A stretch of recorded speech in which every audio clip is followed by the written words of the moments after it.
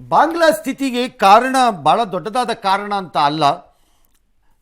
ಸರ್ಕಾರದ ಉದ್ಯೋಗಗಳಲ್ಲಿ ಹೊಸ ಮೀಸಲಾತಿಯನ್ನು ತರುವುದು ಅಥವಾ ಇರುವ ಮೀಸಲಾತಿಯನ್ನು ಮುಂದುವರಿಸಿ ಹೆಚ್ಚಿಸುವುದಕ್ಕೆ ಬಾಂಗ್ಲಾದ ಪ್ರಧಾನಿ ಶೇಖ್ ಹಸೀನಾ ಮುಂದಾಗಿದ್ದರು.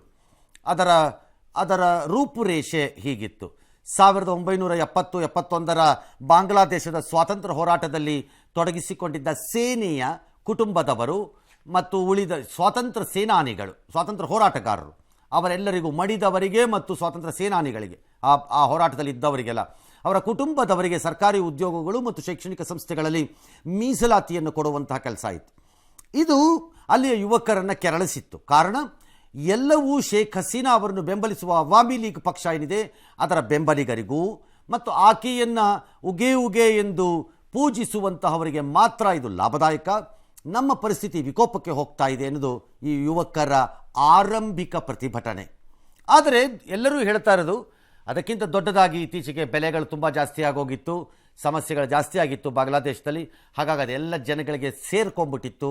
ಅದು ಇದರ ರೂಪವನ್ನು ಪಡೆದಿದೆ ಅಂತ ಹೇಳ್ತಿದ್ದಾರೆ. ಹಾಗೆ ನೋಡಿದ್ರೆ ಸುಪ್ರೀಂ ಕೋರ್ಟ್ ಬಾಂಗ್ಲಾದೇಶದಲ್ಲಿ ಅಂತಿಮವಾಗಿ ಆ ಮೀಸಲಾತಿಯನ್ನು ತಿದ್ದುಪಡಿ ಮಾಡಿತ್ತು. ಆದರೆ ಅದು ರಾಜಕೀಯ ಸ್ವರೂಪವನ್ನು ಪಡೆದಾಗೋಗಿತ್ತು. ಹಾಗಾಗಿ ಇವತ್ತಿನ ಈ ಪರಿಸ್ಥಿತಿ ಬಂದು ನಿಂತ್ಕೊಂಡಿದೆ. ಮುಂದೆ ಏನಾಗುತ್ತೆ ಗೊತ್ತಿಲ್ಲ. ದೇಶವನ್ನು ಯಾರು ಆಳುತ್ತಾರೆ ಮತ್ತು ಹೇಗೆ ಆಳುತ್ತಾರೆ ಅನ್ನೋದು ಪ್ರಶ್ನೆ. ಸರ್, ಇದು ಸುಪ್ರೀಂ ಕೋರ್ಟ್ ಅದನ್ನ ಕಡಿತ ಮಾಡಿದ ನಂತರನೂ ಕಂಟ್ರೋಲಿಗೆ ಬರಲಿಲ್ಲ ಅಂತಂದ್ರೆ ಅದು ಪೊಲಿಟಿಕಲ್ ಆಗೋಗಿತ್ತು ಅಷ್ಟೊತ್ತಿಗಾಗಲೇ. ಅಂದರೆ ಶೇಖ್ ಹಸೀನಾ 15 ವರ್ಷಗಳ ಕಾಲ ದೀರ್ಘಕಾಲ ಅಧಿಕಾರದಲ್ಲಿದ್ದರಿಂದ ನಾನು ಅದನ್ನು ನಿಭಾಯಿಸ್ತೀನಿ ಅಂತ ಅಂದ್ಕೊಂಡಿದ್ರು. ಅವ್ರಿಗೆ ನಿಭಾಯಿಸೋಕ್ಕಾಗಿಲ್ಲ ಇದನ್ನು. ಎರಡನೇದು, ಪ್ರತಿಪಕ್ಷಗಳು ಜೊತೆಗೆ ಸೇರಾಗೋಗಿತ್ತು ಮತ್ತು ಕಳೆದ ಚುನಾವಣೆಯಲ್ಲಿ, ಅಂದರೆ ಜನವರಿಯಲ್ಲಿ ನಡೆದಂಥ ಚುನಾವಣೆಯಲ್ಲಿ ಶೇಖ್ ಹಸೀನಾ ಒಬ್ಬರೇ ಕಂಟೆಸ್ಟ್ ಮಾಡಿ ಮತ್ತೆ 4ನೇ ಬಾರಿಗೆ ಆಯ್ಕೆಯಾಗಿದ್ದರು. ಹಾಗಾಗಿ ಪ್ರತಿಪಕ್ಷಗಳು ಭಾಗಿಯಾಗಿರಲಿಲ್ಲ. ಹಾಗಾಗಿ ವಿರೋಧ ಪಕ್ಷಗಳು ಬಹು ಸುಲಭವಾಗಿ ಜನರನ್ನು ಮೊಬಲೈಸ್ ಮಾಡೋದಲ್ಲಿ ಯಶಸ್ವಿಯಾಗಿವೆ. ಮತ್ತು ಇನ್ನಿತರ ನೆರವುಗಳು ಕೂಡ ಕೆಲವರಿಗೆ ಅವರುಗಳಿಗೆ ಸಿಕ್ಕಿರೋ ಹಾಗೆ ಕಾಣಿಸ್ತಾ ಇದೆ ಮೇಲ್ನೋಟಕ್ಕೆ. ಮುಂದೆ ಗೊತ್ತಾಗ್ಬೋದು ಅದು ಯಾರಿಗೆ ಸಿಕ್ಕಿದೆ ಯಾರಿಗೆ ಸಿಕ್ಕಿಲ್ಲ ಏನು ಎತ್ತ ಅಂತ.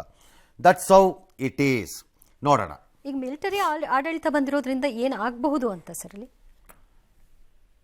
ಮಿಲಿಟರಿ ಆಡಳಿತ ಬಂದಿರೋದ್ರಿಂದ ಏನಾಗ್ಬೋದು ಅಂದರೆ ಮಿಲಿಟರಿ ಆಡಳಿತ ನಡೆಯುತ್ತೆ ಅಷ್ಟೇ, ಇನ್ನೇನು ಆಗಲ್ಲ. ಅಲ್ಲಿ ಇನ್ನೇನು ಆಗಲಿಕ್ಕಾಗಲ್ಲ. ಆರಂಭದ ದಿನಗಳಲ್ಲಿ ಮಿಲಿಟರಿ ತನ್ನ ಸ್ವಲ್ಪ ಶಾಂತಿಯನ್ನು ತಾಳ್ಮೆಯನ್ನು ತೋರಿಸುತ್ತೆ ಅಂದ್ಕೊಂಡಿದ್ದೀನಿ. ನಂತರ ನಿಧಾನವಾಗಿ ತನ್ನ ಕಂಟ್ರೋಲಿಗೆ ತಗೊಳುತ್ತೆ. ಮಧ್ಯಂತರ ಸರ್ಕಾರ ರಚನೆಯಂತೂ ಆಗಲ್ಲ ಅಂತಲ್ಲ, ಆದರೆ ಅದು ಮಿಲಿಟರಿ ಹೇಳಿದ ರೀತಿಯಲ್ಲಿ ನಡೆಯುತ್ತೆ. ಕಾಲಾನಂತರದಲ್ಲಿ ಮಿಲಿಟರಿ ಸರ್ವಶಕ್ತವಾಗಿ ತಾನೇ ಆಡಳಿತವನ್ನು ನಡೆಸುವುದು ಮುಂದುವರಿಸೋದಾದರೆ ಮುಂದುವರಿಸಬಹುದು. ಅಥವಾ ಅಲ್ಲಿಯ ಸೇನೆ ನಮ್ದಲ್ಲ ಇದು ಪಾತ್ರ, ನಮ್ಮ ಕೆಲಸ ಅಲ್ಲ, ಪ್ರಜಾಪ್ರಭುತ್ವ ರೀತಿಯಲ್ಲಿ ಸರ್ಕಾರಗಳ ರಚನೆ ಆಗಲಿ ಅಂತೇಳಿ ಮತ್ತೆ ಚುನಾವಣೆಗೆ ಅವಕಾಶವನ್ನು ಮಾಡಿಕೊಟ್ರೆ 100% ಅವಾಮಿ ಲೀಗಿಗೆ ಬರೋಕ್ಕಿಂತ ಸಾಧ್ಯ ಇಲ್ಲ ಅಲ್ಲಿ. ಯಾಕಂದರೆ ಆ ಪರಿಸ್ಥಿತಿಗೆ ಬಂದು ಕೂತಿದೆ ಅದು. ಹಾಗಾಗಿ ಮುಂದೆ ಏನಾಗುತ್ತೋ ಗೊತ್ತಿಲ್ಲ, ಯಾವ ಪಕ್ಷ ಅಧಿಕಾರಕ್ಕೆ ಬರುತ್ತೋ ಏನೋ, no idea. Will have to see ಅದು ಏನಾಗತ್ತೆ ಮುಂದೆ ಅನ್ನೋದನ್ನು.